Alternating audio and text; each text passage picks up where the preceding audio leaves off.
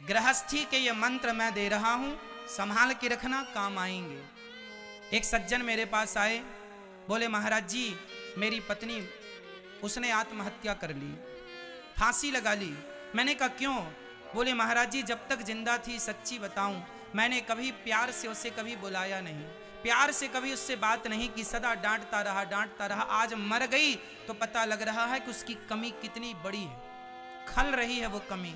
उसकी कमी केवल वही पूरी कर सकती थी, अब कोई नहीं कर सकता। जब तक जिंदा है प्यार कर लो, सांसों का कोई भरोसा थोड़ी है कब किसकी पूरी हो जाए।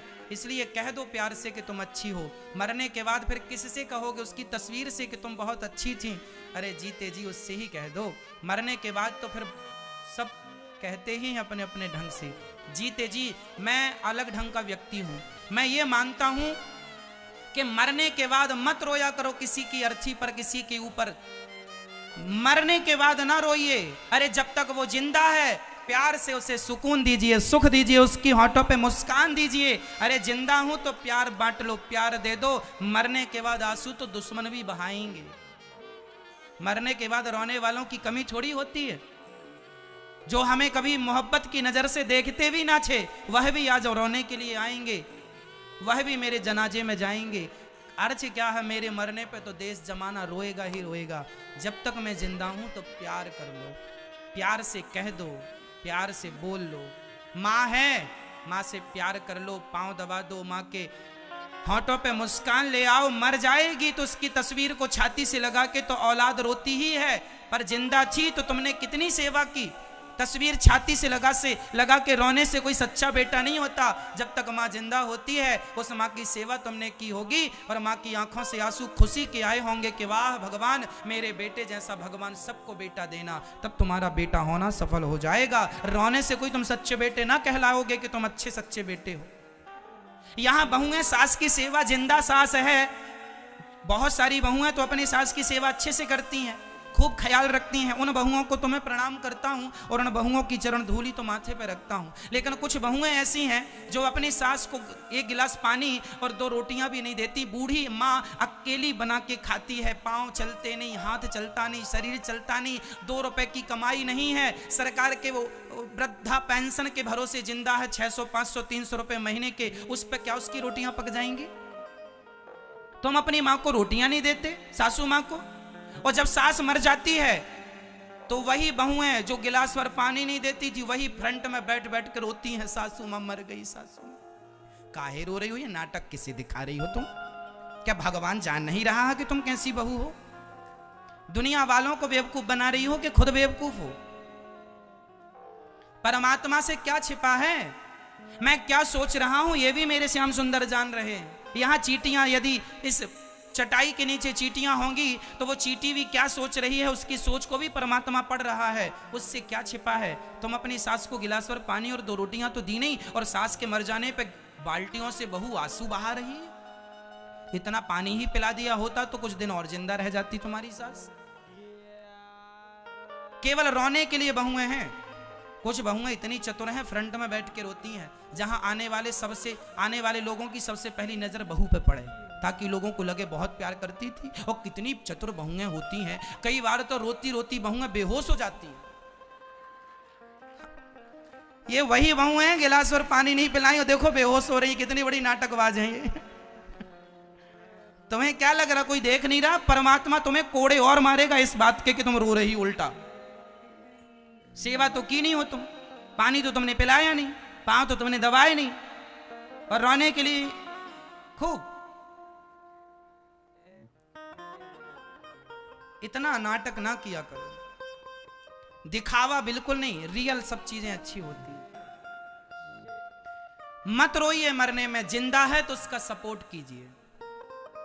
क्यों जी? रोना अच्छा है कि जीते जी उसका सपोर्ट सहयोग करना अच्छा है, उसकी होठों पे मुस्कान देना अच्छा है। मरने के बाद रोने लगे, कौन सा तुम्हारा बड़प्पन है ये? कौन सी समझदारी है ये?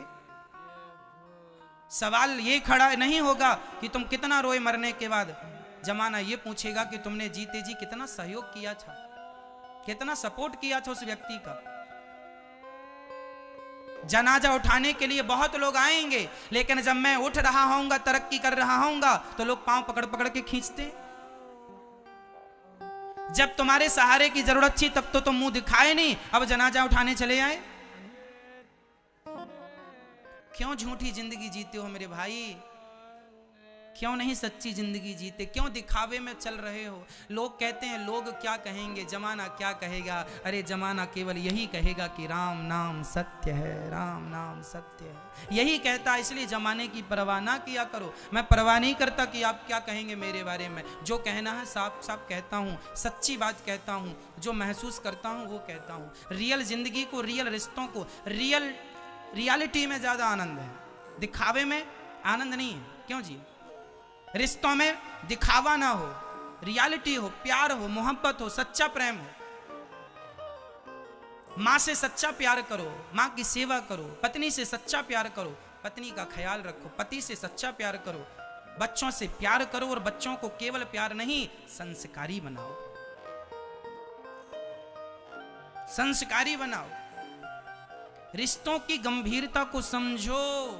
आज जो रिश्ता तुम्हारे बगल में है, पास में है, कल रहेगा नहीं, इसकी कौन गारंटी लेगा? इसलिए रिश्तों को जिया करो। छोटी छोटी बात में आप नाराज हो जाते हैं, गुस्सा हो जाते हैं, बातों में कोई दम नहीं होती। कसमें, वादे, प्यार, वफा सब बातें हैं, बातों का क्या? कोई दम नहीं है बातों में। लेकिन आप लोग क्या करते हैं, राई का पहाड़ बना लेते हैं। कहावत सुनी आपने, राई का पहाड़? राई जानते हैं? सरसों के दाने को राई कहते हैं।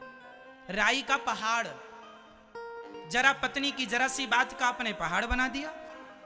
अरे झगड़े में उलझना अच्छा नहीं है, झगड़ा उठे तुरंत उसे खत्म कर दो। एक पत्नी ने अपने पति से कह दिया तुम जानवर हो। आपने तो नहीं कहा था, नहीं। एक पत्नी ने अपने पति से कहा तुम जानवर हो। उसका पति बहुत पॉजिटिव था। उसका पति ने कहा ठीक कहती हो, मैं जानवर हूं, तुम मेरी जान, मैं तुम्हारा वर बराबर जानवर, जान प्लस वर बराबर जानवर।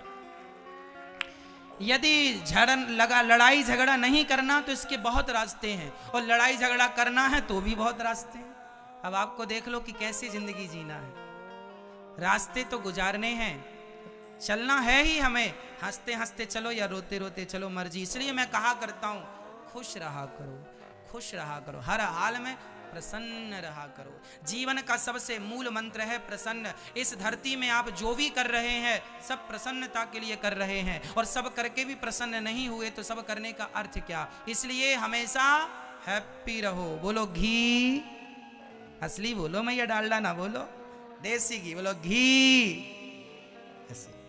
ऐसे बोलो ही। ऐसे हंसते रहा करो, मुस्कुराते रहा करो। आज पति बहुत डांट रहा हो ना तो पत्नी को अकेले क्या करते रहना चाहिए? घी घी घी घी घी घी घी घी घी घी। आज पति का दिमाग खराब है तो हंसती रहो, कोई बात नहीं, आज भूत चढ़ा इसके ऊपर, उतर जाने दो। अच्छा, जब पति गुस्से में रहा करे ना तब पत्नी बोली ना करे, बोला ना करे। लेकिन गड़बड़ कहाँ हो जाती है जानते हो? आप अपने क्रोध पर कंट्रोल नहीं कर पाते। रहना आपको ही साथ में है जिंदगी भर, लेकिन जब आप लड़ाई करते हैं ना तो ऐसा लगता है कि आप एक दूसरे के जानी दुश्मन हैं। ये पल भर का क्रोध क्यों भैया? क्या ये क्रोध से तुम्हारा जीवन गुजर जाएगा?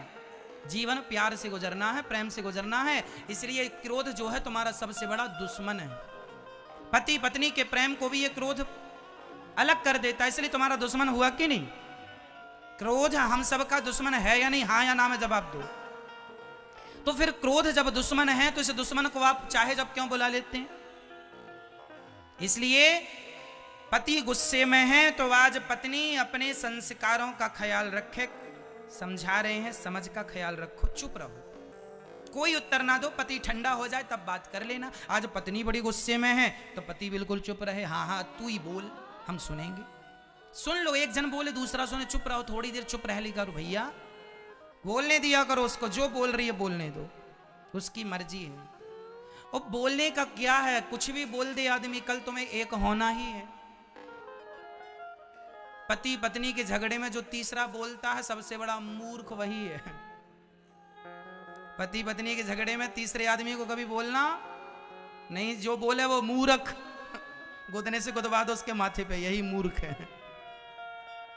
टैटू बनवा दो मूर्ख का।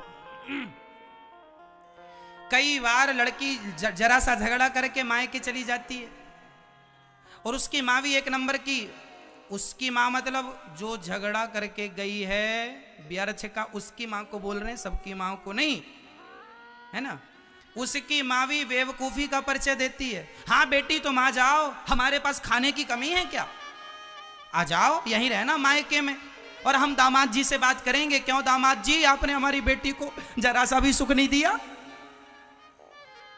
पति समझा रहा, सासू माँ वो जरा सी बात पे लड़के चली गई है। अरे हम सब जानते हैं तुम कितने गहरे पानी में हो। लो भैया ये सासू माँ और घी डाल रही है आग में। स्वाहा, बेटी का सुख स्वाहा, बेटी का पति स्वाहा। बेटियों का घर बर्बाद करने में माताओं का बहुत हाथ होता है, मम्मी का, माँ का, सारी माँ का नहीं, 95% माँ का। क्या गलती होती है रिश्तों में, बताता हूं। बताओ किसके घर में झगड़ा नहीं होता, ये बताओ। ऐसा कोई घर है जिसके घर में झगड़ा ना हो? अरे सबके घर में झगड़ा होता है, लेकिन बेटी झगड़ा करके आई तो माँ ने बेटी का पक्ष तो सुन लिया। अरे माँ तुम्हें समझाना चाहिए बेटा, तुम्हारा ससुराल ही तुम्हारा घर है। कोई छोटी छोटी बातों में, हाँ बेटी के ऊपर कोई बड़ा अत्याचार हो रहा, कोई बड़ी बात हो तो आपका बोलना उचित है, बेटी का पक्ष लेना सही है। कब? जब कोई बहुत बड़ी मुसीबत बेटी पर पड़े। पर जरा जरा सी बात में तुम बेटी का पक्ष लोगी, नहीं नहीं अब तो बेटी ससुराल जाएगी नहीं, मेरी बेटी क्या मेरे लिए बोझ है। इस तुम्हारे घमंड के चक्कर में कितनी बेटियां मायके की मायके में रह गईं, लौट के नहीं गई ससुराल तुम्हारे इस अहंकार के कारण। जो तुम बोलती थी मेरी बेटी बोझ है क्या, और तुम तो मर जाओगी अभी कुछ दिन बाद। तुम्हारी बेटी, मैं तुम बेटियों से भी कह रहा हूं कि जो तुम अपने पति को छोड़कर माँ के पास चली जाती हो ना, तो माँ जब मर जाएगी तो बताओ कहाँ रहोगी। तुम्हारा भाई, तुम्हारी भौजाई तुम्हें जीवन भर रोटियां देंगे? भौजाई ताने मारेगी कि अपने पति की तो हो ना सकी, मेरी हो जाएगी। रिश्तों को बना लेना सरल है, निभा लेना कठिन है। आज भारत में रिश्तों को निभाना सिखाया ही नहीं जाता। हमारी रामचरितमानस में लिखा है, जब माता सीता विदा हो रही थी तो माता सीता की माँ समझा रही हैं, बेटी आज से तेरा पति ही तेरा भगवान है, आज से हम तेरी माँ नहीं, तेरी सास तेरी माँ है, तेरा ससुर तेरा पिता है। पहले की माँ अपनी बेटी को विदा करने से पहले समझाती थी, बेटी अब तेरा मरा हुआ शरीर वापस आएगा तो रख लूंगी, पर जीते जी वापस ना आना। अब ससुराल ही तेरा घर है, वहीं जीना है, वहीं मरना है। तेरा ससुर तेरा पिता है, तेरी सास तेरी माँ है, हमें भूल जाना। और दो बातें घर में होती हैं बेटी, चुपचाप सहन कर लेना, सास को उत्तर ना देना, जिठानी को उत्तर ना देना, बर्दाश्त करना बेटी। रिश्तों में बर्दाश्त करना होता है, सहन करना बेटी, सहन करना होता है। तब की माँ कहती थी बेटी सहन करना, और आज की बेटी कहती है कुछ भी हो बताना, गुंडे भिजवाऊंगी। तो ऐसे में तुम रिश्ते चला लोगी? बेटियों के रिश्ता काहे बर्बाद कर रही हो? क्यों बेटियों की दुश्मन बनी पड़ी हैं ये माताएं? बताओ, रिश्तों को चलाने में समझदारी चाहिए कि नहीं? और सबसे जरूरी चीज है सहनशीलता। बताओ, रिश्तों में सहन करना जरूरी होता है कि नहीं? अरे पति भी डांटता है, कई बार तो गाली दे देता है पत्नी को, तो क्या तुम भी पति को गाली दे दोगी? इससे तुम समझदार कहलाओगी? कुत्ते ने तुम्हें काटा तो तुम भी काट लो, हिसाब बराबर। मेरी मां, रिश्ते समझ से चलते हैं, गुस्से से नहीं। और सुनो, रिश्तों में सहनशीलता चाहिए। क्या चाहिए? जोर से बोलो, और जोर से बताओ, आप सहनशील हो या नहीं? पत्नी गाली देगी तो सहन करना पड़ेगा, पति गाली देगा सहन करना पड़ेगा, सास गाली देगी सहन करना पड़ेगा, ससुर गाली देगा सहन करना पड़ेगा। सह लोगी तो अच्छी पत्नी कहलाओगी, पर बात बात में मुंह फुला के मायके आ जाओगी तो चाइना मॉडल कहलाओगी। ना तुम घर की रहोगी ना ही घाट की। इसलिए समझ लो, करोड़ों की बातें हैं ये, किसी भी यूनिवर्सिटी में ये नहीं पढ़ाया जाता तुम्हें जो हम पढ़ा रहे हैं, कहीं नहीं।